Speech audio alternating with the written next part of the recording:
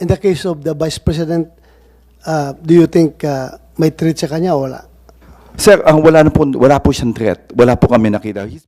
Enzo Recto, kalaban ang katiwalian at kasinungalingan, kakampi sa katotohanan at kabutihan. Ano po ba ang katotohanan? Meron po ba talagang political pressure para tanggalin ang security ng ating Vice President? Nasa inyo po yan, sir, kung gusto niyo pong sagutin o hindi. You may respond, Chief PNP. Thank you, our Senator. No, that's, yun po yung sinabi niyo. Wala pong political pressure. It's, ang ginagawa po natin, it's really to rationalize po yung deployment ng PNP natin. And we have to make sure, no po, sabi po nila, alam mo, sir, ang nangyari po, not only the Vice President, our Vice President na nagalit po sa atin, at kalim po na it's a political, no, not even. Marami po kami tinanggalan. Even yung mga classmate ko, ng mga general, sabi ko, it's a time na talagang we have to rationalize. And in fact, we have already made yung sa policies natin, na kung may mga threat, yung mga, then when they retire, kasi may mga threat, it's only about 6 months. And afterwards, they can ask kung meron po talagang threat. And we have to make sure, no, ang deployment po, we have to reframe po yung, kasi ang term po natin, VIP, ang security. No, there's no term as VIP. Remember, this is a police unit, it's a professional police po. They are all graduates, and di po kami kagaya dati na graduate po so ang mga police po natin. And we want to make sure that they are being deployed properly. Tinanggal po natin yan because ang gusto po natin, we have to professionalize po yung PSPG and make sure na dalawa po yung criteria. High threat, high security threat, and medium security threat, and no threat at all. We want to make sure that there is already a perceived threat, and there's a difference between a perceived threat and an actual threat. Dati kasi, VIP ang tawag natin, that's a perceived threat. Kaya nga sinasabi po natin, and we have to rationalize, and we have to change our policies regarding po dun sa deployment ng tao. Kasi ang sasabi ko nga, we need more people on the ground. Marami po kami talagang kulang, and to be honest, sir, talagang, ang gusto po natin, talagang ibaba yung mga tao natin, or very strict police procedures natin. Marami po tayong kinasuhan na moonlighting na police natin. It all started in Alabang when we see two staff personnel na nandun po being used as security. And dahil po nga doon, bakit nangyayari doon? And we have to rationalize our people. We have to account them. They want to make sure. And with regard po doon sa iba, hindi lang lahat po, tinanggalan po natin because we don't see any threat dun sa mga bantao. At ang sinasabi ko nga, kung meron pong reason, ibibigay po natin. Second, But in the case of the Vice President, do you think may threat sa kanya o wala?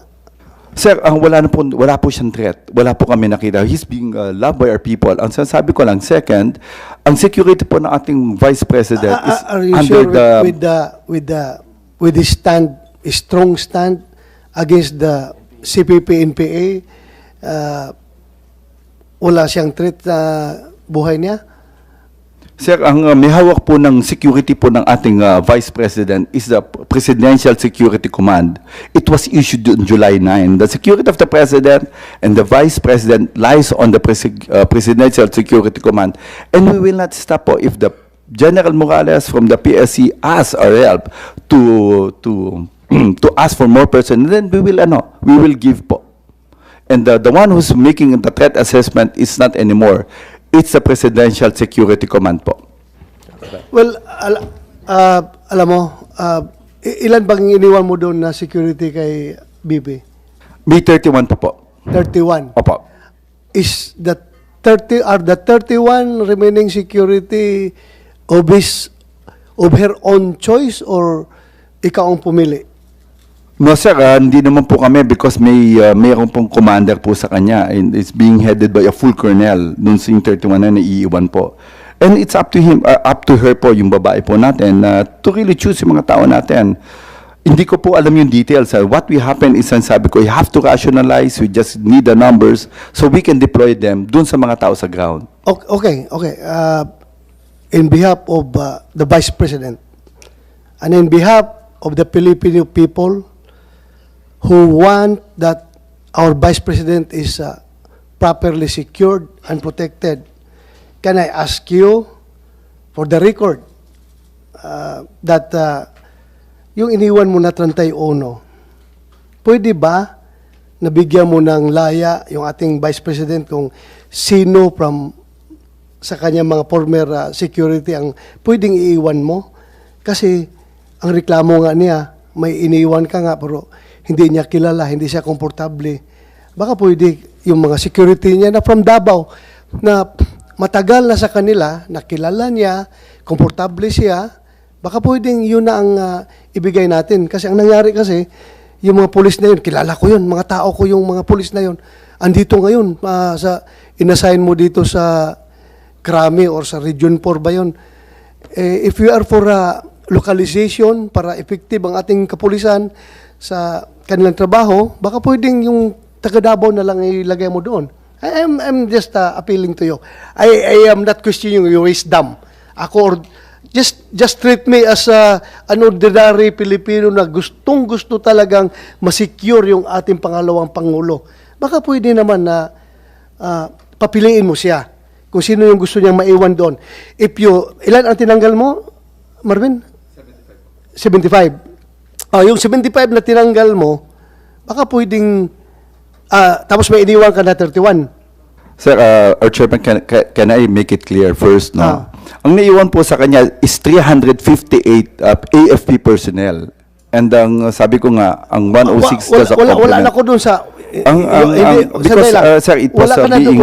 Wala tayo doon sa AFP. We are just talking about PNP. Yung PNP lang pag-usapan dahil ang PNP yung close sa kanya. Dahil dati siyang mayor at yung mga local police ng Davao, yun yung dinala niya doon na security. Yun lang ang pag-usapan natin, yung police lang. Kung yung 31 na yun na iniwan mo, pwede ba na pagbigyan natin ang pangalawang Pangulo na pumili siya kung sinong gusto niyang ma-retain doon na 31. Walang problema. Kahit na hindi mo na ibalik yung 75 na tinanggal mo, okay na yun. Gamitin natin yun sa police visibility. Ako mismo, as former chief PNP, I am with you when you say na you need people on the ground. Alam ko, pareho tayo. Ang tagal na natin gusto yung mga tao na yan na matanggal sa mga VIP security dahil para magamit natin. Pareho tayo ng paningin. Pero, yun lang, ako, bilang isang Pilipino na gustong mas pangalawang Pangulo, pwede ba na yung 31 na yun, bigyan mo siya ng laya na pumili na yung tinanggal mo na dinala mo dito sa Region 4 na mga taga Davao, baka pwede yun nilagay mo para naman may peace of mind siya na sigurado siya na yung security niya ay talagang kanya. Yun na, pag-iusap ko lang sa iyo. I'm not directing you as the chairman of the Senate Committee on Public Order and Dangerous Drugs. This is my personal appeal to you, being a Filipino. Kasi ayaw ko talaga na may mangyari sa ating pangalawang Pangulo. Pag yan ay naambos ng NPA at nagsipagtakbuhan yung mga security niya, nakakahiya tayo. Pero kung yung ibalik mo yung mga taga Davao na talagang makipagpatayan sa kanya, yung mga lokal, ay... Yun na po ang pumili dito. Bago na po ba sila? Our chairman, no, hindi ko kasi nakita. It's only the 106, no, the personnel na nakatalaga po kay VP in addition dun sa 358 na AFP. Ang 106 na yun, I really hindi po sila kilala. Ang sinasabi ko lang, we have to reduce our personnel. Based dun sa recommendation po ng PSBG commander, I have to talk to these people and talk to the chief of staff of the VP kung tama po yung numbers, no? But if you ask me for the details, I don't know these people, hindi ko po sila kilala kung sino po naiwan. Ang sinasabi ko lang, this is inadequate na 31 po ang ibigay namin. But if kung sinasabi niyo po, it will help, then let it be po. Hindi mo po kami nag-argumentative with regard po sa security. If it will help, if we can add, it really depends on the VP, of course. Yung head po ng security niya, yung PSC po, si General Morales, then let it be po. Paki-check naman na GPNP kung itong mga naiwan, choice ba niya? Tama yung sinabi ni Chairman Bato.